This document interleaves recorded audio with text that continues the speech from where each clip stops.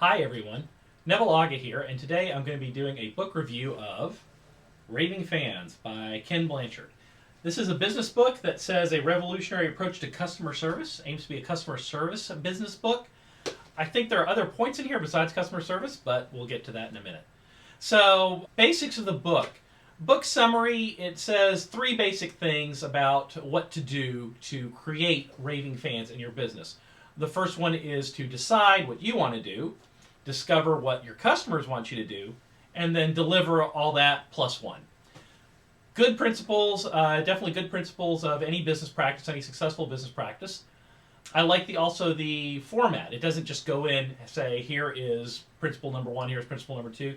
It takes the format of a fairy tale, a fiction story set with a fairy godmother that discovers these principles for the main person in the book. So fine, that's a good way to get the reader's attention and capture it for 100 and so on pages. This is an easy read book. If you look at it, look at the margins here. It is it's 112 pages, something like that, but I think a good half of the page is margins, or at least a third. So I don't know if they were getting paid based on having to have 110 pages in their book or not, but it's definitely in condensed format, a 60, 70 page book, something you can certainly read in a couple hours. Okay, so when I'm thinking about raving fans and putting it into context for this book, what are raving fans? The idea of building not just fans of your product, fans of your business, but raving fans. Yeah, that sounds appealing. What is a raving fan? Well, I had my wife look up synonyms for raving and fans. Fans is short for fanatic, because we use that all the time with our sports teams and stuff like that. So, fanatic. What are synonyms for fanatic? She looked it up and she found zealot, extremist, and militant. And then she also looked up raving, synonyms for raving. She got back wild, irrational, or incoherent. So the first question that I want to ask myself, instead of this being titled Raving Fans, what if this is titled Wild Zealots, Irrational Extremists, Incoherent Militants? Do I want customers of my business do I want to create in my business incoherent militants? I'm not sure. I'm not sure the answer is no, actually. I'm not sure it's yes or no. It's just, that's something that if I create these types of people as my customers, I have to know what I'm dealing with, and I have to use that understanding to the advantage of everybody. So what are some organizations that have raving fans as their customers? And what I came up with 5. I came up with 3. My wife came up with another 2. But the first one, that's very easy to spot for organization, not necessarily company, but organization, sports teams. We are fans, and some of us are raving fans of our sports teams. So why? Why is that? Why are we such big raving fans of whatever particular school we went to, or whatever particular professional town, the team we live in? The team, the NBA team for the town we live in, where the players, don't even live here. They live here for 4 months out of the year, and the rest of the time they're living in West Palm Beach or something like that. Is it because, this says Raving Fans, revolutionary approach to customer service? Are our sports teams giving us exceptional customer service?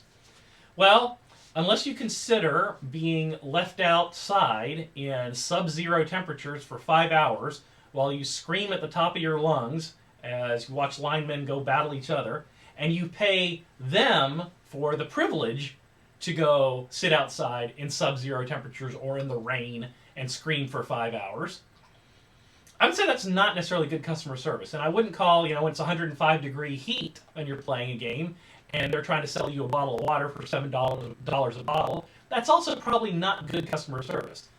But for product, they have absolute raving fans. Why do we go back year after year after year? And I don't necessarily know why, it's some entertainment thing, but I can tell you one reason we don't go back is if the product starts to stink. If the team they put out on the field starts going winless, the raving fans, go straight down. So that's definitely one in my mind for product, not customer service. Second company organization that I thought of that really creates raving fans and does a good job creating raving fans is Amazon.com.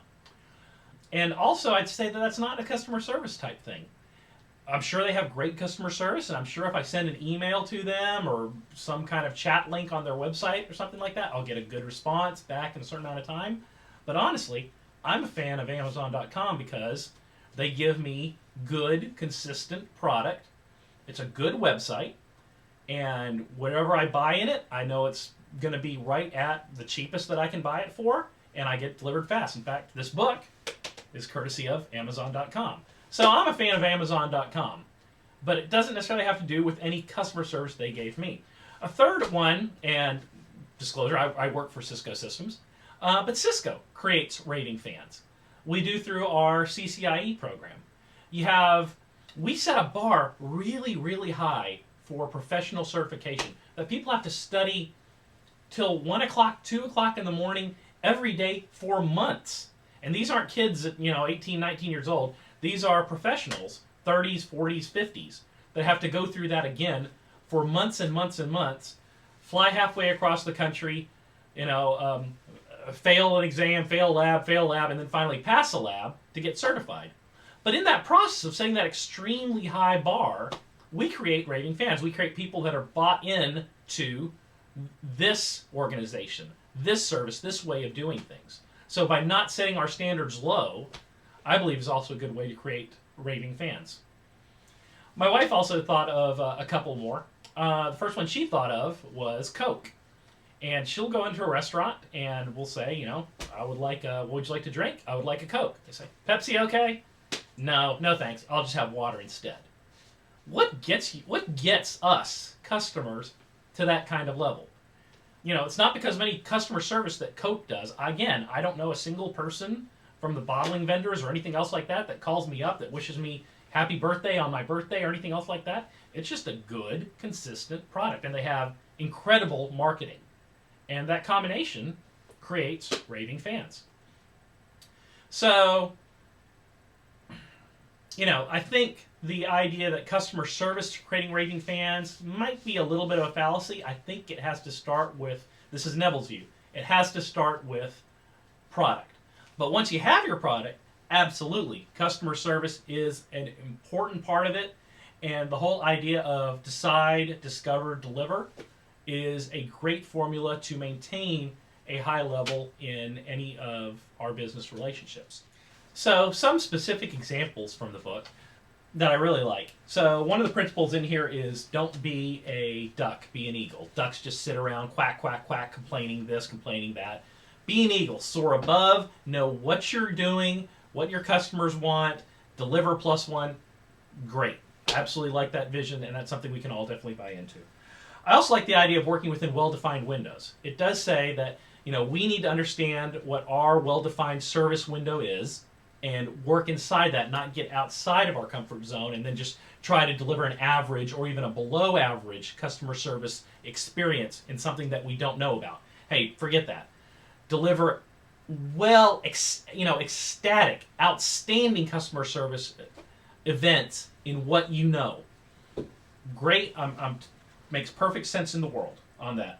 And then also that the customers usually have a very narrow vision. That's something that I definitely find true in my business within Cisco.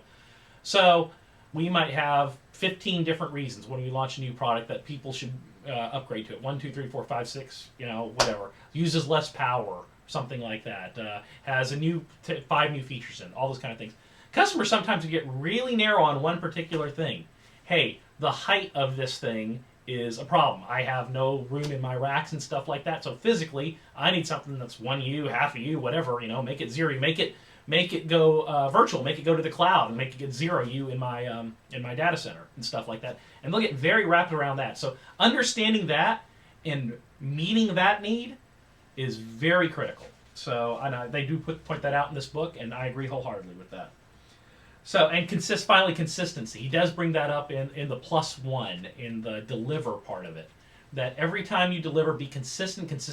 When I think of Amazon, consistent. When I push place order and get a book, I always get that book 2 days later. 2 days later, whatever else the mail takes. It's not like I get it 2 days later, 40% of the time, and another 50% of the time I get it in one day because they're paying extra to ship it or something like that on their dime.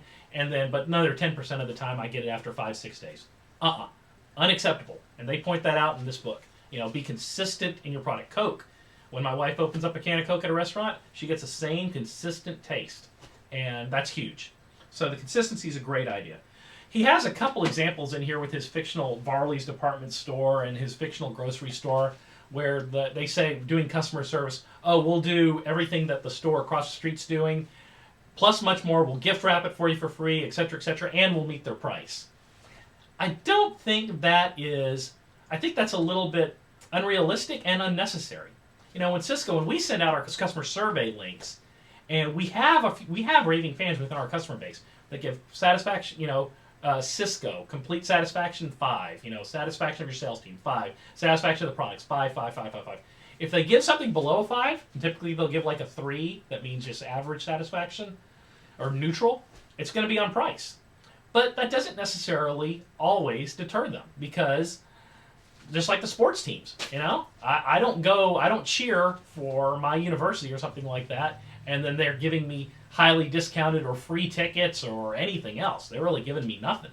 But I'm still a fan of those organizations. So his examples where these customer service agents will still meet price, add much more customer service, but they'll make it up in some magical ways, I think is not something that necessarily, we have to...